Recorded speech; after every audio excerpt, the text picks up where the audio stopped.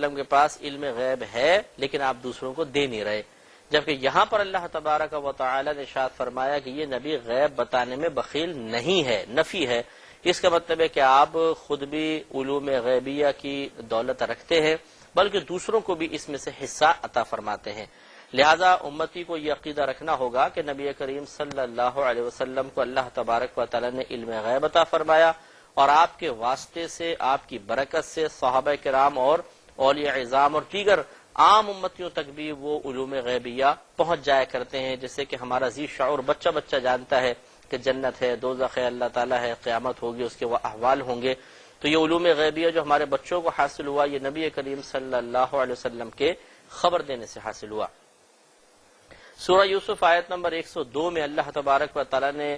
نبی کریم صلی اللہ علیہ وسلم کو مخاطب کرتے ہوئے ارشاد فرمایا کہ ذالک من انباء الغیب نوحیہ الیک، اے حبیب کریم صلی اللہ علیہ وسلم یہ غیب کی خبریں ہیں جن کو ہم آپ کی طرف وحی فرماتے ہیں۔ تو اس میں بھی صراحتاً ذکر ہے کہ اللہ تعالیٰ نے اپنے نبی کریم صلی اللہ علیہ وسلم کو علوم غیبیہ سے مالا مال فرمایا، علم غیب عطا فرمایا اور اس کی آپ کی طرف وحی فرمائی۔ چنانچہ اب نبی کریم صلی اللہ علیہ وسلم کے بارے میں علم غیب کے اعتبار سے کیا عقیدہ رکھنا چاہیے وہ ہم انشاءاللہ آپ کو آسان الفاظ تفصیل سے عرض کرتے ہیں، اور یہ ضرور بغور اس کو سماعت فرمائیں کہ خدا نخواستہ کہیں ہمارے عقیدے میں کوئی بگاڑ تو نہیں، کوئی اصلاح کی ضرورت تو نہیں، اور اگر بالکل درست عقیدہ آپ نے رکھا ہوا ہے یا درست عقیدہ آپ کو حاصل ہے تو اللہ تبارک و تعالیٰ کا شکر ادا کرنا چاہیے۔ تو پہلی بات تو یہ کہ اللہ تبارک و تعالیٰ نے جیسے کہ ہم نے آیات پڑھی اپنے حبیب کو یا اپنے رسولوں کو علم غیب پر اطلاع دی، اس کا مطلب یہ ہے کہ نبی انبیاء علیہم السلام کے پاس علوم غیبیہ کوئی ذاتی اعتبار سے نہیں ہوتے، یعنی یہ نہیں کہ وہ جس غیب کو جاننا چاہیں بغیر اللہ کی عطا کے توجہ کرتے ہیں ان کو معلوم ہو جاتا ہے، بلکہ وہی علوم غیبیہ ان کے پاس ہیں جو اللہ تبارک و تعالیٰ نے ان کو عطا فرمائے۔ جبکہ اللہ تبارک و تعالیٰ کے علم غیب کی شان یہ ہے کہ اللہ تبارک و تعالیٰ کو کوئی کسی چیز کا علم نہیں دیتا، وہ خود سب کچھ جانتا ہے۔ تو اللہ تعالیٰ کا علم ذاتی ہوا، اور انبیاء علیہ السلام اور خود ہمارے نبی کریم صلی اللہ علیہ وسلم کا علم عطائی کہلائے گا۔ تو لہٰذا پہلا عقیدہ تو یہ رکھیں کہ نبی کریم صلی اللہ علیہ وسلم کے پاس جو بھی علم ہے وہ صرف اللہ کا عطا کردہ ہے۔ اگر ایک ذرہ بھی کوئی یہ عقیدہ رکھے کہ ہمارے نبی کریم صلی اللہ علیہ وسلم کے پاس بعض علوم ایسے بھی ہیں جو اللہ نے عطا نہیں فرمایا، آپ کو خود بخود وہ علوم غیبیہ حاصل ہیں، تو وہ کافر ہو جائے گا۔ علم کا ایک ایک ذرہ صرف اللہ کی عطا سے ہی آپ کے پاس ہے، اگر اللہ تعالیٰ عطا نہ فرماتا تو یقیناً آپ کو اس کا علم حاصل نہ ہوتا۔ لہٰذا یہ عقیدہ رکھیے کہ اللہ نبی کریم صلی اللہ علیہ وسلم کے پاس جتنے بھی علوم غیبیہ ہیں وہ اللہ تعالیٰ کے عطا کردہ ہیں۔ دوسرا عقیدہ یہ رکھنا ہوگا کہ نبی کریم صلی اللہ علیہ وسلم کا علم متناہی ہے، یعنی اس کی کوئی نہ کوئی انتہا ہے، حد ہے۔ یہ الگ بات ہے کہ آپ اور میری کم علمی اس وسعت کا احاطہ نہیں کر سکتی، اندازہ نہیں کر سکتی ہے کہ نبی کریم صلی اللہ علیہ وسلم کو اللہ نے کتنے علوم سے نوازا۔ تو ہم اپنے حق میں کہہ سکتے ہیں کہ بھئی نبی کریم کا علم تو لا متناہی ہے، لا محدود ہے، اس کی کوئی حد ہی قائم نہیں کر سکتا ہماری ذات کے اعتبار سے۔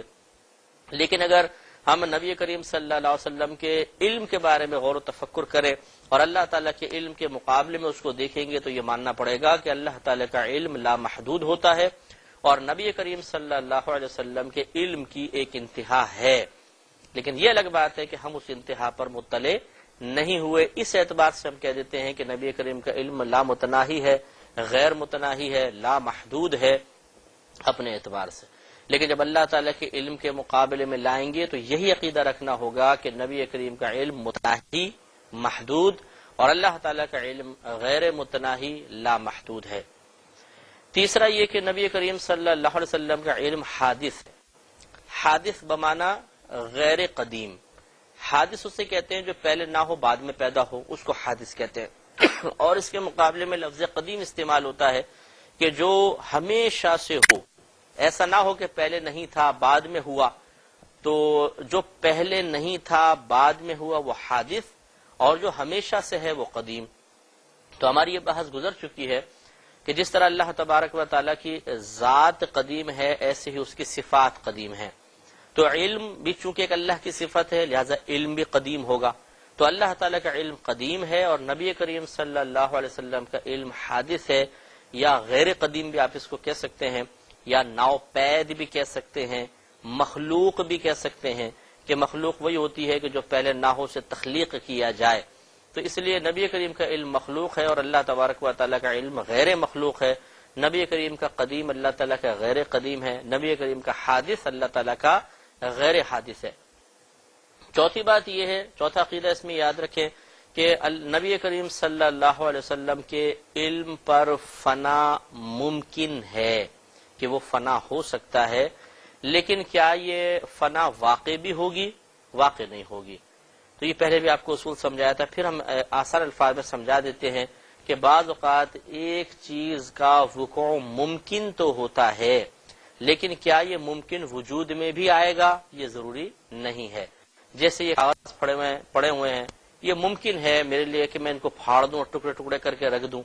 یہ ممکن ہے، لیکن کیا یہ ممکن واقع بھی ہوگا؟ نہیں ہوگا، اس لیے کہ اس میں قرآن لکھا ہے، حدیثیں لکھی ہوئی ہیں، تو میں اس کو نہیں پھاڑوں گا۔ اسی طرح یہ بھی ممکن ہے کہ میں اس کو اٹھا کر کیمرے پہ مار دوں، سمپل تو ہے، میرے لیے ممکن نہیں، ہلکا سا ہے، لگ سکتا ہے، ہوگا،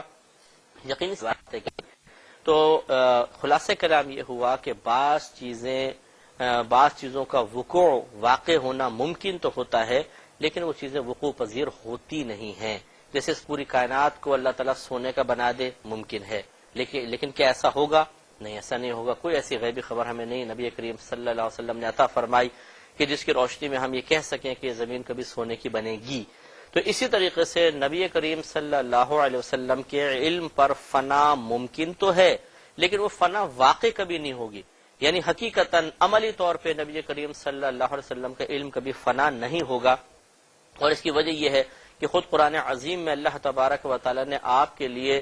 ہر آنے والی گھڑی میں ترقی کا پیغام دیا ہے کہ وَلَلْآخِرَةُ خَيْرٌ لَكَ مِنَ الْأُولَى، اے حبیب کریم صلی اللہ علیہ وسلم، آپ کے لیے ہر آنے والی گھڑی پہلی والی گھڑی سے افضل ہے،